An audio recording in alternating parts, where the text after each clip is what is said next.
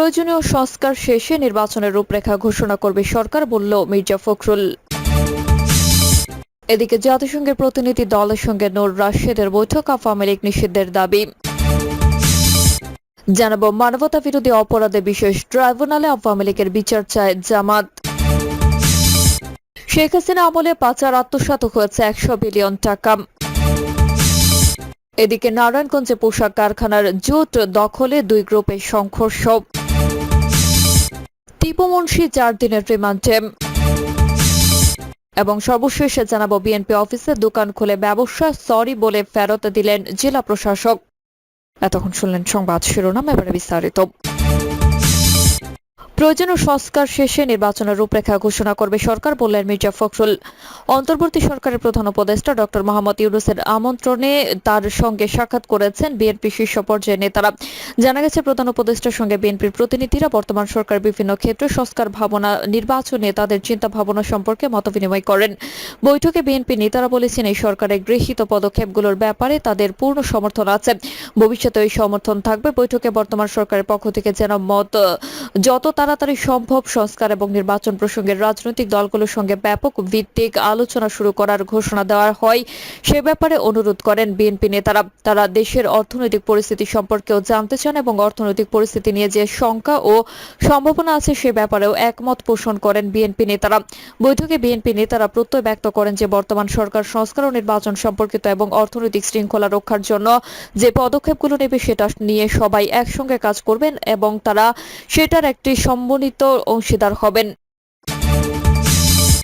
জাতিসংঘের প্রতিনিধি দলের সঙ্গে নূর রাশেদের বৈঠক, আওয়ামী লীগের নিষিদ্ধের দাবি। জাতিসংঘের প্রতিনিধি দলের সঙ্গে বৈঠক করেছেন গণ অধিকার পরিষদের একাংশ সভাপতি নুরুল হক নূর ও সাধারণ সম্পাদক মোহাম্মদ রাশেদ খান। বৈঠকে জুলাই আগস্টে আওয়ামী ফেসিবাদ পরিচালিত গণহত্যা ও মানবাধিকার পরিস্থিতি নিয়ে আলোচনা করা হয়েছে বলে জানান রাশেদ। তিনি বলেন, গণ অধিকার পরিষদের পক্ষ থেকে গণহত্যার প্রকৃত পক্ষ বা প্রকৃত সংখ্যা নির্ণয়ে জাতিসংঘের টেকনিক্যাল ও নন টেকনিক্যাল সাপোর্ট, গণতান্ত্রিক বাংলাদেশ বিনির্মাণে রাষ্ট্রীয় প্রতিষ্ঠানসমূহের কার্যকরী সংস্কার এবং অবাধ সুষ্ঠু নিরপেক্ষ নির্বাচনে জাতিসংঘের সহায়তা চাওয়া হয়। এছাড়া গণহত্যার দায়ে আওয়ামী লীগকে নিষিদ্ধ, ছাত্রলীগ যুবলীগকে সন্ত্রাসী সংগঠন আখ্যা দিয়ে ঘোষণা হিসেবে বা ঘোষণার দাবি জানানো হয় বলে উল্লেখ করা হয়। এছাড়া গণহত্যার দায়ে আওয়ামী লীগকে নিষিদ্ধ, ছাত্রলীগ যুবলীগ সন্ত্রাসী সংগঠন হিসেবে ঘোষণার দাবি জানানো হয় বলে উল্লেখ করে রাশেদ খান। তিনি আরো বলেন, সাম্প্রতিক ছাত্র জনতার অভ্যুত্থানে আইনশৃঙ্খলা বাহিনী ও সরকারি দলের নেতাকর্মীদের চালানো সহিংসতা, গণহত্যা সহ গত 15 বছরের গুম খুনের নিরপেক্ষ তদন্তে জাতিসংঘের টেকনিক্যাল সহযোগিতা চাওয়া হয়। প্রসঙ্গত, ছাত্র জনতার গণ অভ্যুত্থান চলাকালে গত জুলাই ও আগস্টের শুরুতে দেশজুড়ে সংঘটিত নৃশংসতা হত্যাকাণ্ডের তদন্তে বাংলাদেশে এসেছে জাতিসংঘের হাইকমিশনের দপ্তরে এশিয়া প্রশান্ত মহাসাগরীয় অঞ্চলের প্রধান বৌরি মঙ্গোবয়েনের নেতৃত্বে 3 সদস্যের দল। গত 22 আগস্ট তারা বাংলাদেশে আসেন। মানবতা বিরোধী অপরাধে বিশেষ ট্রাইব্যুনালে আওয়ামী লীগের বিচার চায় জামাত। মানবতা বিরোধী অপরাধে বিশেষ ট্রাইব্যুনালে আওয়ামী লীগের বিচার করতে জাতিসংঘকে পরামর্শ দিয়ে বাংলাদেশের জামাত ইসলামের নায়েবে আমির ও সাবেক সংসদ সদস্য ডক্টর সৈয়দ আব্দুল্লাহ মোহাম্মদ তাহির বলেছেন, স্বৈরাচার সরকারের শাসনামলে যেসব হত্যাকাণ্ড হয়েছে গণহত্যা হিসেবে বিবেচনা করে তদন্ত করার জন্য জাতিসংঘের প্রতিনিধি দলগুলোকে বলেছে। তিনি আরো বলেন, এই বিচার করার জন্য একটা স্পেশাল ট্রাইব্যুনাল গঠন করে ইন্টারন্যাশনাল ক্রিমিনাল কোর্ট আইসিসি এর কতিপয় আইন সংশোধনের মাধ্যমে ক্রাইম এগেইনস্ট হিউম্যানিটি নামের একটি ট্রাইব্যুনাল করে সঠিকভাবে যেন এর সঠিক বিচার করা যেতে পারে সে বিষয়ে তারা যেন বাংলাদেশ সরকারকে সহযোগিতা করে সে বিষয়ে আমরা অনুরোধ করেছি। ডাক্তার সৈয়দ আব্দুল্লাহ মোহাম্মদ তাহির বলেন, বর্তমান সরকারের উপদেষ্টার অনুরোধে জাতিসংঘের হিউম্যান রাইটস এর একটি ফ্যাক্ট চেকিং টিম বাংলাদেশ সফর করেছে।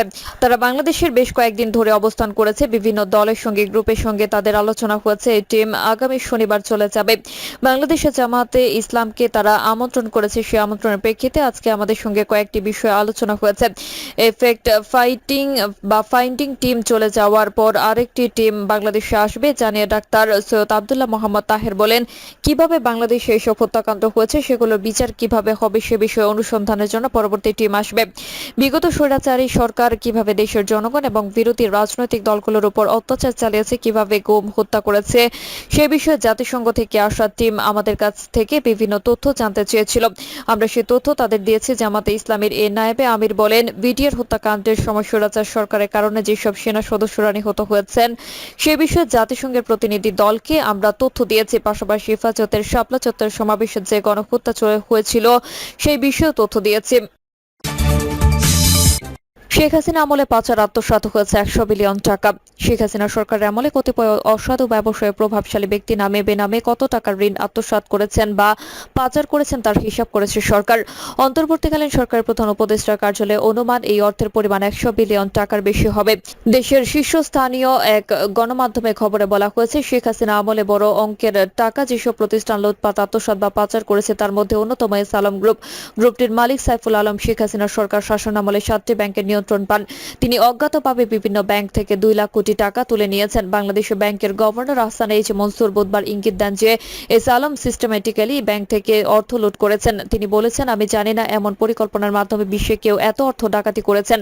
গত বুধবার অর্থ আত্মসাৎকারীদের বিচারের প্রতি সরকারের কঠোর মনোভাবের ইঙ্গিত করে প্রধান উপদেষ্টার দপ্তর থেকে বলা হয়, ব্যাংকগুলোর নতুন ব্যবস্থাপনা কর্তৃপক্ষ বাংলাদেশ ব্যাংকের বিএফআইইউ, সিআইডি ও দুদকের সহায়তা আত্মসাৎকারীদের স্থানীয় সম্পদ অধিগ্রহণ ও বিদেশে পাচারকৃত অর্থ ফেরত আনার মাধ্যমে আত্মসাৎকৃত অর্থ পুনরুদ্ধারের কাজ শুরু হয়েছে। অর্থ ফেরত আনার বিষয়ে বিদেশি বিভিন্ন সংস্থার সহায়তা চেয়ে এরই মধ্যে যোগাযোগ শুরু করেছেন সরকার। শিগগিরই ব্যাংকিং কমিশন গঠনের কথা উল্লেখ করে প্রধান উপদেষ্টার দপ্তর থেকে বলা হয়, কমিশন সংশ্লিষ্ট প্রতিটি ব্যাংকে তদন্ত সাপেক্ষে প্রকৃত চিত্র প্রকাশ করবে এবং ব্যাংকগুলো পুনর্গঠনের জন্য 6 মাসের মধ্যে একটি বাস্তবায়নযোগ্য রোডম্যাপ প্রণয়ন করবে। বিজ্ঞপ্তিতে উল্লেখ করা হয়, বাংলাদেশ ব্যাংক ও সরকারের লক্ষ্য হল সব আন্তর্জাতিক মানদণ্ড পরিপালনে সক্ষম একটি শক্তিশালী ব্যাংক খাত গড়ে তোলা। ব্যাংকগুলোর এই গঠন বা পুনর্গঠন এবং আর্থিক খাতের কাঠামোগত সংস্কার সময় সাপেক্ষ ব্যাপার। তবে সরকার বাংলাদেশের আর্থিক খাতকে আন্তর্জাতিক মান সম্পন্ন করার ব্যাপারে দৃঢ় প্রতিজ্ঞ। নারায়ণগঞ্জে পোশাক কারখানার জোট দখলে 2 গ্রুপের সংঘর্ষ। নারায়ণগঞ্জের ফতুল্লার বিসিক শিল্পাঞ্চল এলাকায় পোশাক কারখানার জোট দখলে নিতে 2 গ্রুপের মধ্যে সংঘর্ষ হয়েছে। এতে ছুরিকাঘাতে আহত হয়েছেন 2 জন। ফতুল্লার শিল্পাঞ্চল বেসিক 1 নম্বর গলিতে রাসেল মাহমুদ ও জাহাঙ্গীর গ্রুপের মধ্যে এই ঘটনা ঘটে। খবর পেয়ে আইন শৃঙ্খলা রক্ষাকারী বাহিনী উপস্থিত হলে উভয় গ্রুপ বিসিক থেকে পালিয়ে যায়। আওয়ামী লীগ সরকার পতনের পর বিসিকের জোট সেক্টর দখলের জন্য বেশ কয়েকটি গ্রুপ তৎপর হয়ে ওঠে। এর মধ্যে স্বেচ্ছাসেবক দল নেতা রাসেল মাহমুদ ও জাহাঙ্গীর গ্রুপ মুখোমুখি অবস্থান নেই। কয়েকদিন ধরে তারা বিসিকে পৃথকভাবে মহড়া দিতে শুরু করেন। এরই মধ্যে বৃহস্পতিবার সকালে রাসেল গ্রুপ একটি কারখানায় গিয়ে জোট দাবি করেন। তখন জাহাঙ্গীর গ্রুপ জানতে পেরে দুপুরে বিসিকে এসে রাসেল গ্রুপকে ধাওয়া করে। এই সময় জাহাঙ্গীর গ্রুপের 2 জনকে ছুরিকাঘাত করে রাসেল গ্রুপের লোকজন বিসিক ছাড়েন। এতে জাহাঙ্গীর গ্রুপ ও লোকবল নিয়ে বাড়িয়ে দাঁড়ালো ছুরি হাতে বিসিকে অবস্থানে। এই সময় মালিক, শ্রমিক ও সাধারণ মানুষের মধ্যে আতঙ্ক ছড়িয়ে পড়ে। তখন খবর পেয়ে আইন শৃঙ্খলা রক্ষাকারী বাহিনী বিসিকে অবস্থান নিলে কৌশলে জাহাঙ্গীর গ্রুপ পালিয়ে যায়। এ বিষয়ে ফতুল্লা মডেল থানা ভারপ্রাপ্ত কর্মকর্তা ওসি নুরে আজম বলেন, খবর পেয়ে ঘটনাস্থলে পুলিশ পাঠানো হয়েছে। বর্তমানে পরিস্থিতি শান্ত। টিপু মুন্সির 4 দিনের রিমান্ডে। রাজধানী বাড্ডা থানায় দায়ের করা সুমন শিকদার হত্যা মামলায় সাবেক বাণিজ্যমন্ত্রী টিপু মুন্সির 4 দিনের রিমান্ড মঞ্জুর করেছেন আদালত। বৃহস্পতিবার 29 আগস্ট বিকেলে তাকে আদালতে হাজির করে মামলার সুষ্ঠু তদন্তের জন্য 8 দিনের রিমান্ডে নিতে আবেদন করেন মামলার তদন্তকারী কর্মকর্তা বাড্ডা থানার উপপরিদর্শক রেজাউল আলম। শুনানি শেষে ঢাকার মেট্রোপলিটন ম্যাজিস্ট্রেট আলী হায়দার তার 4 দিনের রিমান্ড মঞ্জুর করেন। এর আগে বুধবার 28 আগস্ট রাতে রাজধানী গুলশান 1 থেকে টিপু মুন্সিকে আটক করে র্যাপিড অ্যাকশন ব্যাটালিয়ন র্যাব। পরে এই মামলায় তাকে গ্রেফতার দেখানো হয়। বৈষম্য বিরোধী ছাত্র আন্দোলনের গত 17 জুলাই বাড্ডার প্রগতি সরণিতে গুলিতে নিহত হন সুমন শিকদার। এই ঘটনায় সুমনের মা মোহাম্মদ মাসুমা গত 20 আগস্ট বাড্ডা থানায় হত্যা মামলা দায়ের করেন। মামলায় সাবেক প্রধানমন্ত্রী শেখ হাসিনাকে প্রধান আসামি করে 179 জনের বিরুদ্ধে মামলা দায়ের করা হয়। বিএনপি অফিসে দোকান খুলে ব্যবসা সরি বলে ফেরত দিলেন জেলা প্রশাসক। গোপালগঞ্জ 2 আসনের সাবেক এমপি ও জেলা বিএনপির সাবেক সভাপতি এম.এইচ খান মনসুর জমি ও জেলা বিএনপির কার্যালয় দীর্ঘদিন ধরে দখলে ছিল জেলা প্রশাসনের। অবশেষে শেখ হাসিনার পদত্যাগের পর বিএনপির ওই নেতাকে সরি বলে সেই জমি ফেরত দিয়েছে জেলা প্রশাসন। চলতি বছরের শুরুতে ওই জমি দখলে নিয়ে দোকান দেন সদ্য সাবেক জেলা প্রশাসক কাজী মাহবুবুল আলম ও সদর উপজেলার ইউএনও মোহাম্মদ মুহসিন উদ্দিন। সেখানে জেলা প্রশাসনের ব্যানারে কালেক্টর বাজার নামে সুপার শপ খুলে ব্যবসা করেন তারা। খোঁজ নিয়ে জানা গেছে গোপালগঞ্জ শহরের লঞ্চঘাট এলাকার 7% জায়গার উপর অবস্থিত দোতলা ভবনে 40 বছর আগে থেকে রাজনৈতিক কর্মকাণ্ড পরিচালনা করতেন গোপালগঞ্জ 1 আসনের সাবেক এমপি ও জেলা বিএনপি সাবেক সভাপতি এম.এইচ খান মনসুর।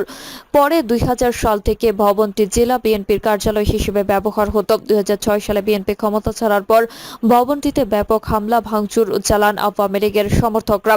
এরপর থেকে পরিত্যক্ত অবস্থায় পড়েছিল জমি ও ভবনটি। 2020 সালে তৎকালীন জেলা প্রশাসক ও বর্তমান প্রধানমন্ত্রীর কার্যালয়ের পরিচালক শাহিদা সুলতানা সরকারি জমি দখলমুক্ত ও উচ্ছেদ অভিযানের নামে জমি ও ভবনটি দখলে নেন। এরপর চলতি বছরের শুরুর দিকে পুনরায় জমিটি দখল করে প্রতিষ্ঠান খুলে ব্যবসা খুলে বসেন সদ্য সাবেক জেলা প্রশাসক কাজী মাহবুবুল আলম ও সদর উপজেলার বর্তমান ইউএনও মোহাম্মদ মোহসিন উদ্দিন।